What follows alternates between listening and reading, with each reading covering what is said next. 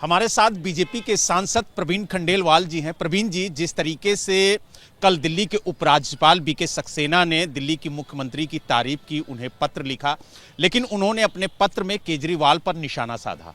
पलटवार करते हुए आतिशी ने भी कहा कि आप गंदी राजनीति ना करें।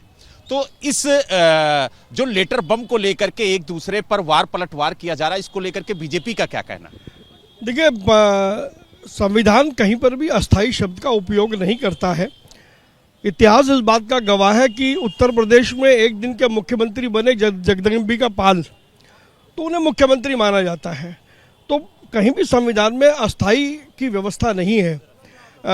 आतिशी मुख्यमंत्री है तो वो पूर्ण मुख्यमंत्री है जब तक उनका कार्यकाल है।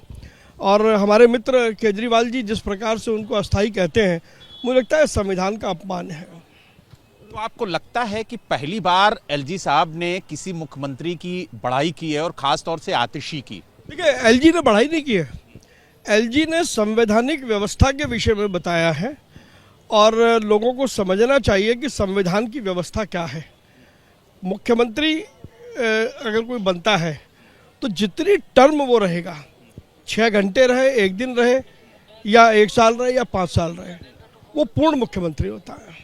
अगर बात की जाए तो एक योजना शुरू करने की बात कही है अरविंद केजरीवाल ने, और कहा कि हम पुजारी और ग्रंथी सम्मान योजना लेकर के आएंगे, जिसके तहत पुजारियों को 18,000 रुपये प्रतिमाह और ग्रंथियों को भी 18,000 रुपये प्रतिमाह दिया जाएगा अगर दिल्ली में आम आदमी पार्टी की सरकार बनती है। इस योजना को किस नज़र से बीजेपी देखती है? देखिए, मैंने बार बार कहा है, अरविंद केजरीवाल गजनी है। गजनी वो है जो चीज़ों को भूल जाता है। पिछले 10 सालों में अरविंद केजरीवाल ने बहुत सारी घोषणाएं की हैं जिनको वो भूल गए हैं। जहाँ तक पुजारियों को देने का सवाल है, तो जब वो मौलवियों को दे रहे थे तब उन्हें पुजारी ध्यान में नहीं आए, तब उन्हें गुरुद्वारे के ग्रंथी ध्यान में नहीं आए।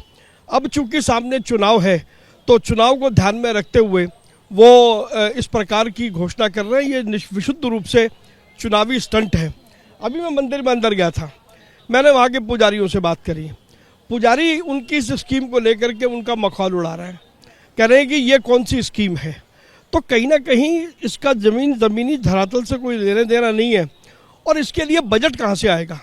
अगर आप सारा सामान इसी में लुटा दोगे तो दिल्ली में विकास कहाँ से होगा, सड़क कहाँ से बनेगी? तो बड़े सवाल हैं।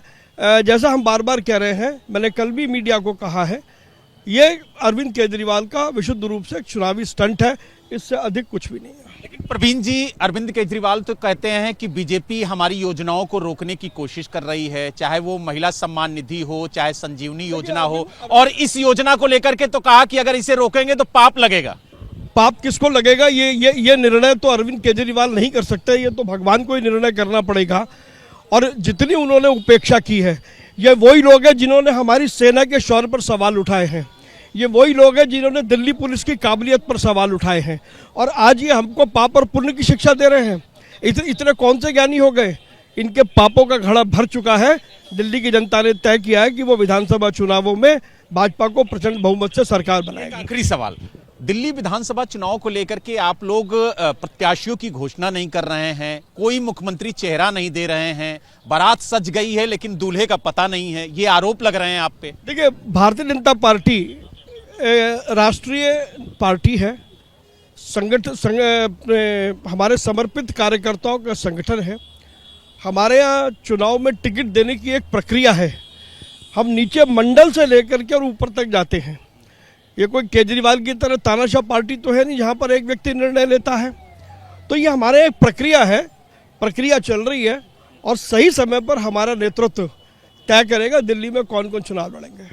तो आपने देखा, हमारे साथ बीजेपी के सांसद प्रवीण खंडेलवाल जी थे, जिन्होंने साफ तौर से कहा है कि जिस तरीके से पुजारियों और ग्रंथियों को 18,000 रुपए देने का वादा अरविंद केजरीवाल कर रहे हैं, उससे पहले उन्होंने मौलानाओं से किया था, और उन्हें 17 महीने से सैलरी नहीं मिली है। सिर्फ वो झूठ फैला रहे हैं, और जिस तरीके से झूठ के सहारे वो रजिस्ट्रेशन करने की बात कर रहे हैं, वो पूरी तरह से गलत है। और इस योजना का धरातल पर दूर दूर तक कोई औचित्य, कोई अस्तित्व नहीं है। दिल्ली से वीडियो जर्नलिस्ट अजीत गुप्ता के साथ बलराम पांडे, एबीपी न्यूज।